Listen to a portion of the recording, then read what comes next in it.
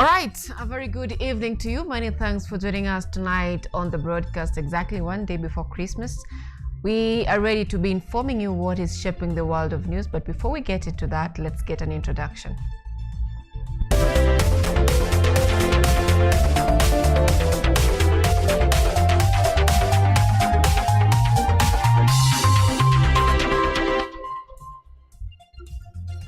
This is Kutv Primetime News with Anyango, Sylvia.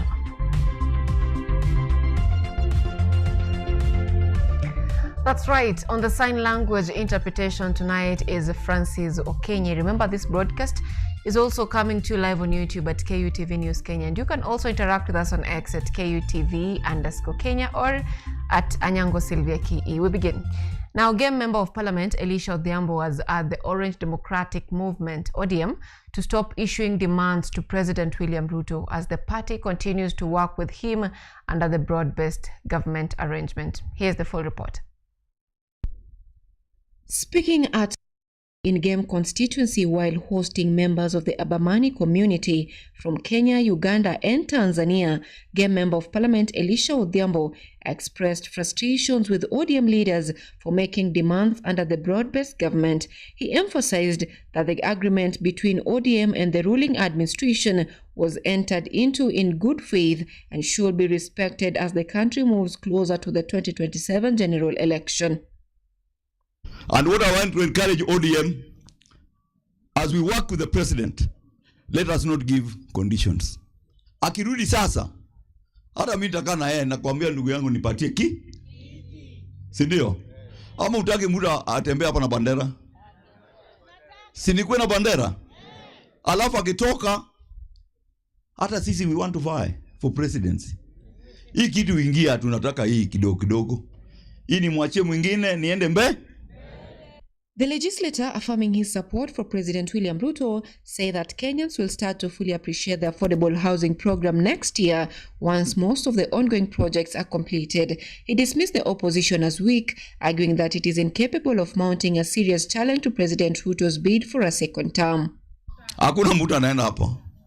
Hii wengine wanaongea, unaona Kalonzo is confused. Amekuwa MP na minister for 40 years. Barabara tu ya kwenda kwake. Na anataka kuwa president ya wapi? Sahi William atatengeneza before election barabara kutoka Nairobi paka Kisumu paka Busia. Odhiambo also voiced frustrations over internal party wrangles within ODM that undermine transparency and fairness during primaries. He recalled how in the last general election, disputes over nominations forced him to seek redress in court after his primary win was nullified. Kama ODM ni chama vile tunaipenda, ni muhimu. Kama mimi, walipatia direct ticket. Kama kuna direct ticket, tukutane kwa Sitapoteza wakati, anakimbia nimeshinda, napelekwa court, narudishwa court, napelekwa court, narudishwa court kama mtoto. Hii haiwezekani tena. Since the death of ODM party leader Raila Odinga, the party has struggled with leadership and defining its path forward towards the 2027 elections. While many of its leaders intend to support President William Ruto under the broad-based government and front presidential candidate in 2027, the question of the party's future leadership and presidential plans remain unresolved as of 2025. Anyango, Sylvia, KUTV. Now, an environmental activist, Muhammad Ali, has petitioned the Environment and Lands Court in Malindi to stop implementation of an affordable housing project at the Watamu Chief's office in Kilifi County. Now, Halima, acting on behalf of the residents of Watamu village, has sued 5 entities alleging violations of constitutional provisions, including Article 10, by proceeding with the project without disclosure, consultation, or community involvement, demanding that the process be stopped. Ukataji wa miti ndio tunakataa. Sisi hatukatai maendeleo ndio tunataka yawepo. Watamu residents in Kilifi County are opposing the construction of the affordable housing units with reasons that it's the only public park remaining. The park located at the Watamu Chief's office grounds has since served as a public meeting place, a norm soon to be done away with.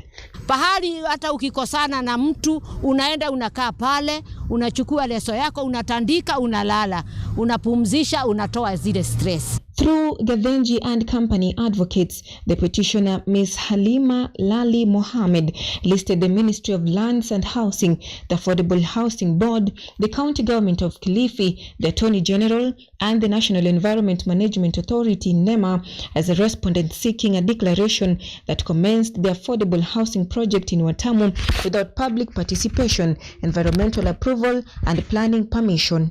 Tuliona mbunge wa Kilifi akikuwa na vikao vya kisiri katika kueleza ama kupeana hii ardhi ya Watamu Park ili mradi wa nyumba ufanyike. Hakuja kuwa na vikao ama kikao chochote na jamii ya Watamu kueleza huu mradi utatekelezwa vipi, ni nani atautekeleza. She further seeks a permanent injunction to restrain the respondents from further development, displacement or interference with Watamu village land without due process, as well as an order compelling them to rehabilitate the site. Tuko nyuma ya jamii ya Watamu katika kusitisha mradi wa nyumba za bei nafuu ambao tunaona unafanywa kwa njia isiyo sawa. The residents' fear is that the most preserved nature will be destroyed. Tumelilia hiyo miti isikatwe na wamekata na paka ninajiuliza yule anakata kwani hana roho. They also dismissed the circulating claims of being bribed by a foreign nation to oppose the government projects. Sisi hatujalipwa. Hiji kikundi hatujalipwa sisi. Tumetumia resources zetu wenyewe, kamera zetu wenyewe kugather ushahidi. Sisi tuko pale kama the locals of Watamu, hatujakuwa bribed, hatujakuwa attached, hatujapewa hongo wala hela yoyote kusimamisha umradi. Kuna rumors fulani zinaendelea kwa mitandao. Inasemekana sisi tumehongwa. Sisi hatujahongwa. Mimi nimetamani sahi nivae t-shirt ambayo nimeprint, lakini nimekuja hivi vile niko kama wakati ule mwingine. Activists present including Hussein Khalid of Vocal Africa, Munira Ali and Walid Sketi of Haki Africa condemned the destruction of trees. We are here to stand in solidarity with the people of Watamu in crying and demanding that Watamu Park be saved. Let it be clear that we are not opposed to the affordable housing project in Watamu. What we are opposed to is the destruction of Watamu Park unnecessarily. Why are they insisting on destroying Watamu Park for this project? We have filed the petition and we are demanding that project must have public participation, where NEMA and the people of Watamu will be fully involved. The government's affordable housing project has since faced opposition from some of the citizens, citing that it brings about abrupt challenges like untimely relocation and destruction of nature. Watching Cynthia, KUTV. Now, fishermen in Siaya County are raising concerns over the government's plan to roll out the electronic tax invoice management system, that is ETIMS, in the fishing sector from next year. According to them, they foresee that the move could cripple an already struggling industry and drive fish trade to neighboring countries. Our reporter Yvonne Kemuma with a full report.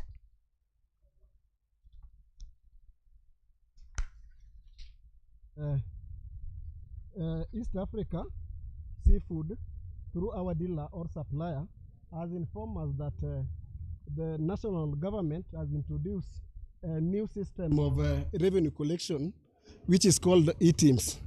To us as a fisherman, we doesn't understand about the ETIMS. So we request the national government to come out with another easy idea or a friendly idea for fishermen taxation. Fishermen from beaches along Lake Victoria in Siaya County say the government's planned enforcement of the electronic tax invoice management systems (ETIMS) could disrupt fish trade and threaten livelihoods.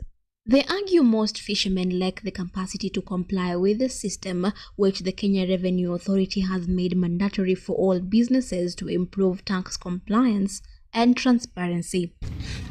We have fish small traders in the local markets, and their fish or fish products are not captured, while in the company, fish is being captured, and yet these people are in the local markets. So it seems that we are going to have a black market. The fishermen say that they have been informed by the seafood company, the only remaining fish processing farm in the country, that starting next year, payments from fish deliveries will only be made through ATIMS-generated invoices. They warn this could push fishermen to sell fish illegally or cross the border. For example, they can even adopt the system of county government of 1 shillings per kilo. That one will help us to collect the revenue from our fishermen, but not e-teams. E-teams will not help. We are going to lose our fishermen to our neighboring countries. Beach management leaders are now calling on members of parliament from Siaya County to intervene. We have been giving tax to national government through licensing fishermen, boat registration and trade. And also when we are going to purchase our fishing equipment, we are also taxed on them. So we are requesting the government just to slow down in this issue, to consult. Wavuvi tukipeleka samaki yetu kwa company, tunaambiwa tuweke invoice ama tuandike invoice ndiyo tulipwe. Na tulipouliza kwa kinaganaga tukaambiwa hiyo invoice iko kitu yenye imekuwa introduced inaitwa e-teams. Na e-teams inalenga wavuvi na pia inalenga wale zile kampuni na dealers wenye wako hapa katikati. Sasa tumeonelea kama jamii ya wavuvi tunatoa ushuru kwa njia mingi. Moja, tunatoa ushuru kwa njia ya kukata license. Tunatoa ushuru kwa njia ya kukata trade licensing. Tunatoa ushuru kwa njia wakati tunanua vifaa vya kuvua. Pia tunakata ushuru hapo. The fishermen want the government to harmonize taxes and delay ATIMS enforcement until adequate public participation is conducted. Yvonne Kemuma, KUTV. Now, leaders in Garissa County are calling for prompt and transparent investigation following the death of a taxi driver under unclear circumstances. They are demanding for accountability and thorough investigations surrounding the circumstances. Authorities say the driver attempted to avoid a roadblock and was involved in an accident, while some witnesses and community members suggest that he may have been shot. The county police commander says 2 passengers sustained minor injuries. The case has been handed over to the Director of Criminal Investigations and the Independent Police Oversight Authority, IPOA, for further investigation. Government pathologists are expected to establish the exact cause of the death. Leaders are asking for fair and thorough investigation to ensure justice for the family and clarity for the community.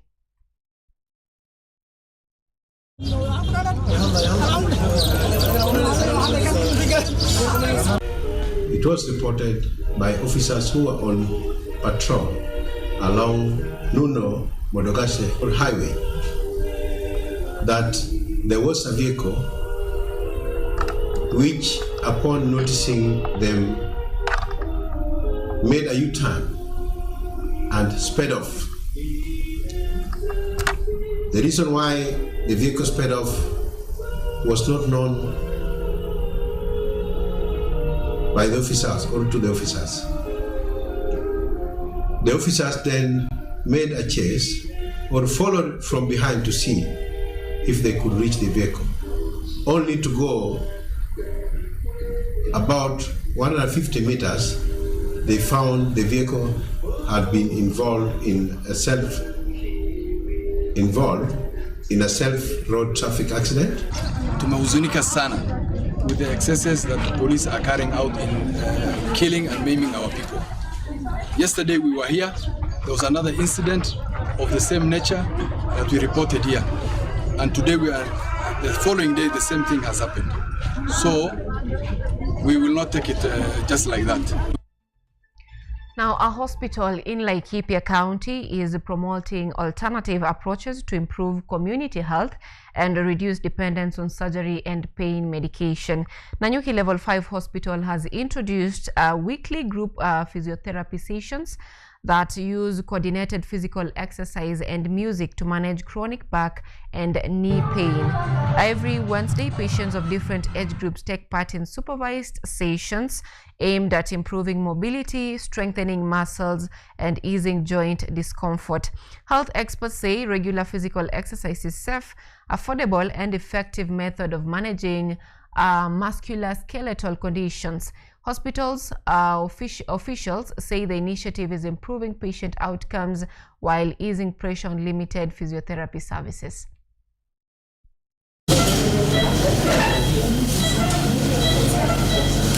Patients who have low back pain, which doesn't need surgical intervention.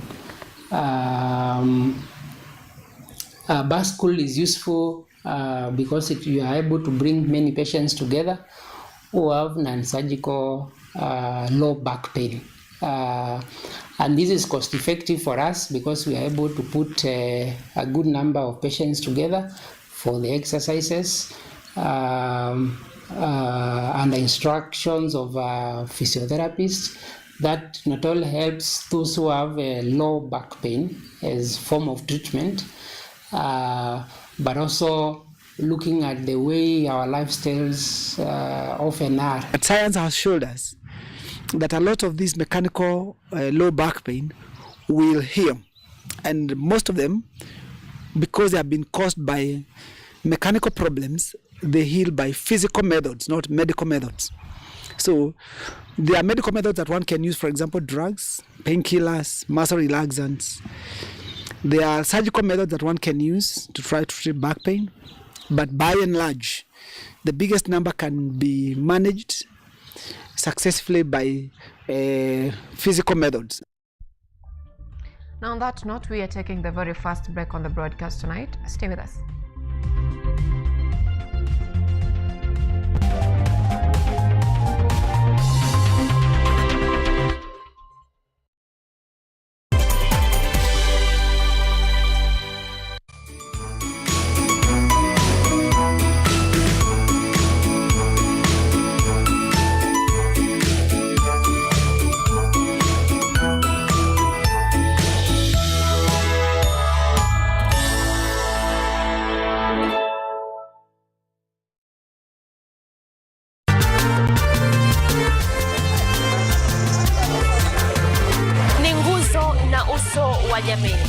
Kupanda shuka akawa tuzo, ukakamavu wake ukatii na kumfanya mwenye bidii.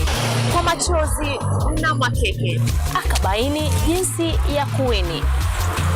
Huyu ni mwanamke ngangari kwa jinsi alivyo ng'ari. Mimi ni mwanamke mwake. Usikose kutazama kipindi cha mwanamke mwake nami Caroline Kimwele.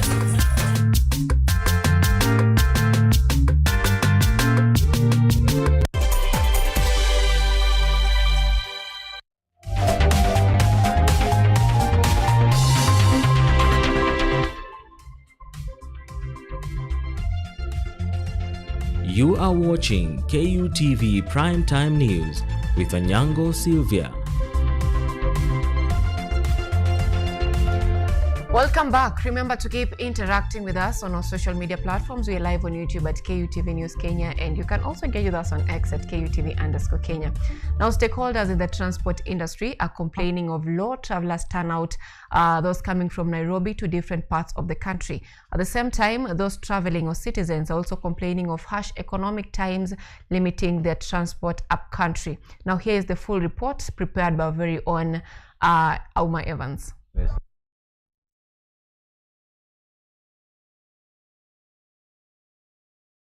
Nairobi. The mood is festive, but what's so different this time round? We decided to roll the question in the court of public opinion. Kulingana na vile hali ya usafiri iko, watu hawana pesa na watu wengi wamenyimwa nafasi ya kusafiri kwa sababu ya labda kushikika kwa kikazi ama nini, sababu leo ni tarehe 23 wanakuanga wengi sana hapa. Ukiangalia kiwanja iko bure, hakuna watu na bei haijapanda vile inakuanga. Bei bado iko chini. Sasa tujui hii Christmas watu watasurvive aje. Watu hawana pesa, uchumi ni mbaya. Sasa unajua, sasa mtu akitravel lazima ajue venye akitoka, lazima unajua bado atarudi, si ndio? Lazima sasa unajua akishatoka lazima awe amejipanga Kenya, akisharudi Kenya atakula na Kenya ataenda kuwapelekea. Sasa mimi nitasema tu ndio maana watu wa travel, uchumi ni mbaya, hakuna pesa. This is Machakos Country Bus. On a normal festive seasons, travelers will be thronging this place as they try to beat the deadline ahead of the festive season. Today, not so much travel.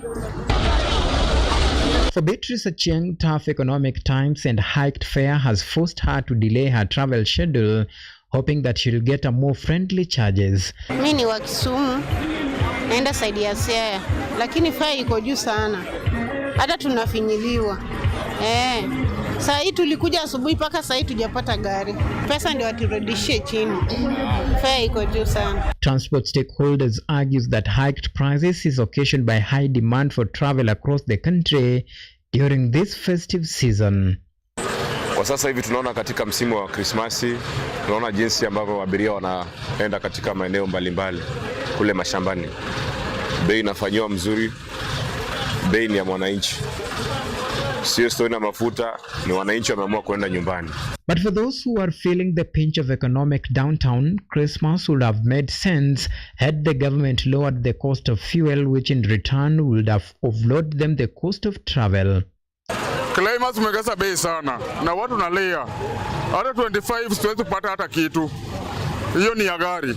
Sasa tunaomba tu Ruto atupunguse bei ya mafuta, gari iende kasi. For now, it's pain at the bus station and its effect goes beyond hiked bus fare. Auma Evans for KUTV, Nairobi. Now tonight on the 2025 recap of stories, we bring you the story of the death of former Prime Minister Raila Odinga, who died at the age of 80, plunging the country into 3 days of mourning. Here is the full report prepared by our very own Edward Nyamu. A man who fought tirelessly for democracy, justice and equality, a son of the soil who believed in the promise of a better Kenya for all. His journey was not always easy, but he stayed true to his vision, fighting for the people, speaking truth to power. His legacy is not just in the policies he championed, but in the hearts of millions who believed in him.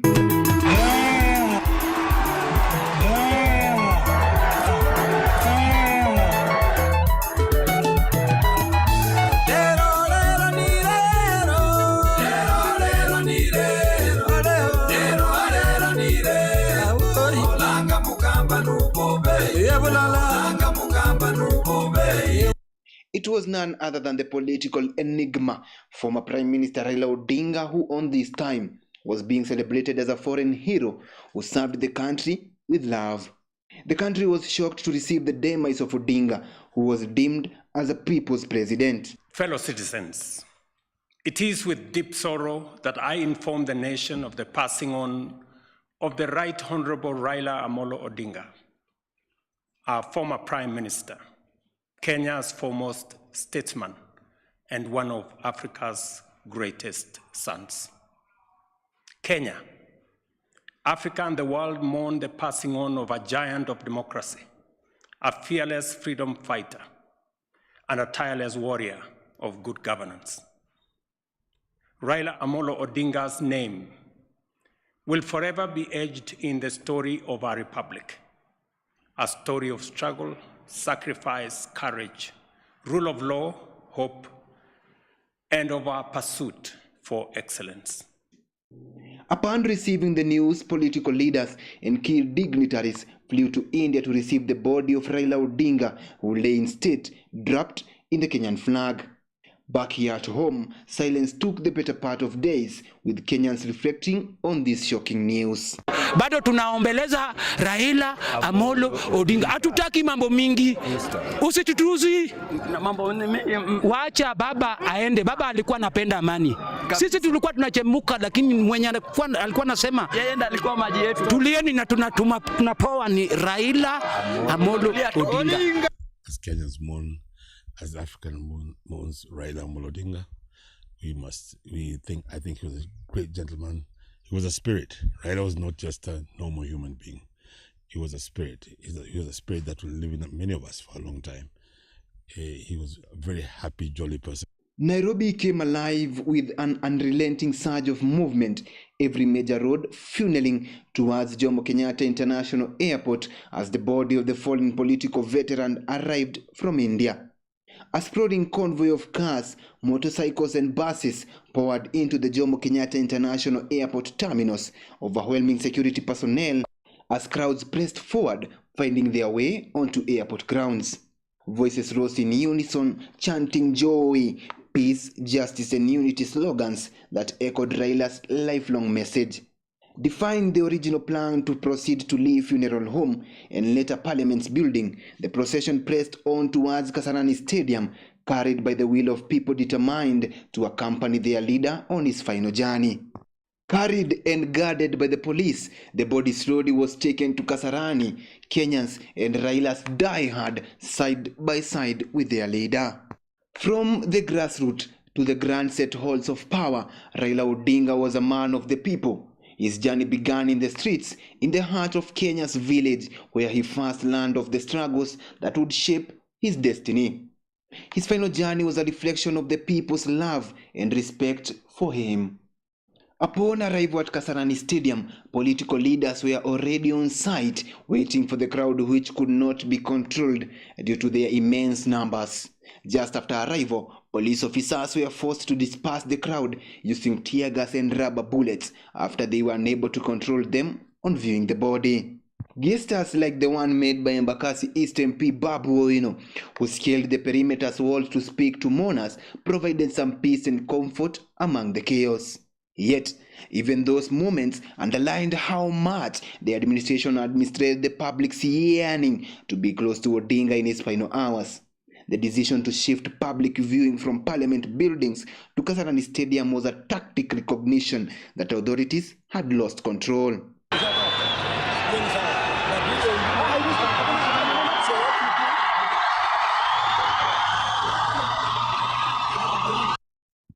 The grieving process itself was quite profound. Citizens hoisted banners, photos, and flags shouting the Luo phrase, Onge Ngat Mababa Osengo, meaning there is no one that Baba Raila has killed.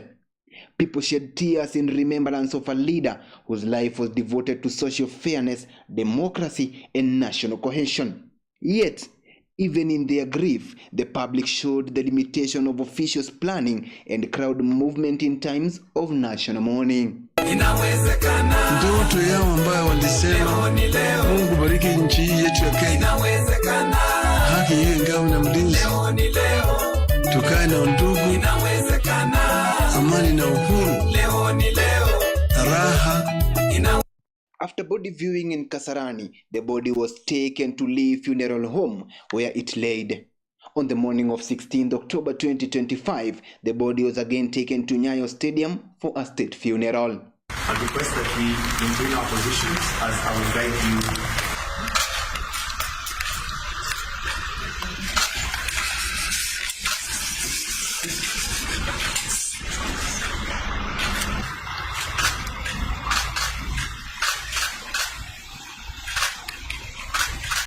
On Saturday, October 17th, Raila's body was flown to Kisumu for state viewing at Moi Stadium, with burial set for Sunday 18th in Bondo, Siaya County.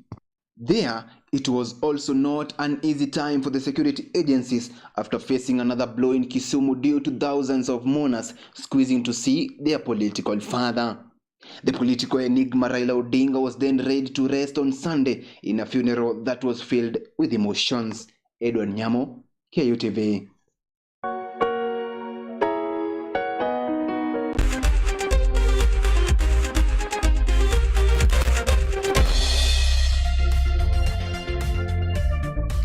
Now in sports tonight, Egypt staged a perfect comeback to thrash Zimbabwe 2-1 in their opening fixture of Africa Cup of Nations at Stade Adrar Agadir in Morocco. Prince Dube put Zimbabwe ahead after only 2 minutes of playing time, but the Egyptians came back stronger in the second half.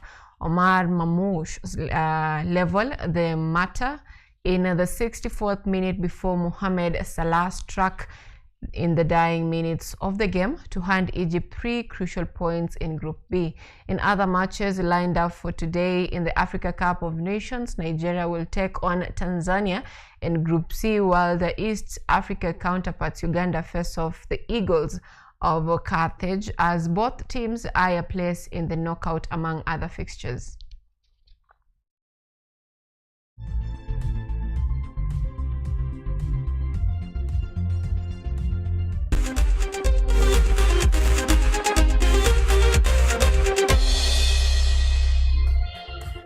Now that brings us to the end of our broadcast tonight. Thank you so much for choosing our news tonight and for staying with KUTV News at 9 this far. Sign language interpreter tonight is Okinyi and Anyango Sylvia. Have a good night.